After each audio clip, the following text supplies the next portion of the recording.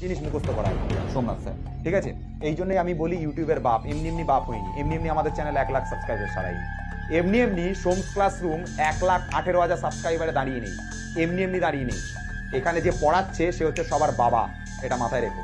অনেকে বলতে পারে স্যার যে আপনার থেকেও তো বড় সাবস্ক্রাইবার চ্যানেল অনেক আছে, তাহলে তারা কেন বাপ নয়, আপনি কেন বাপ?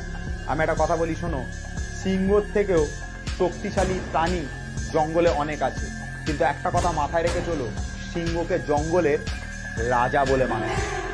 শক্তিশালী প্রাণী অনেক থাকে, কিন্তু সিংহ হচ্ছে জঙ্গলের রাজা, কারণ ওর মেজাজটাই রাজা, জঙ্গলের রাজা। আর এই ইউটিউবের রাজা, এই ইউটিউবের বাঘ, এই ইউটিউবের সিংহ আমি সোমনাথ স্যার। সিংহর থেকে শক্তিশালী অনেক পশু থাকে, কিন্তু ওর মেজাজটাই হচ্ছে ও রাজা, ওর অ্যাটিটিউডটাই রাজা।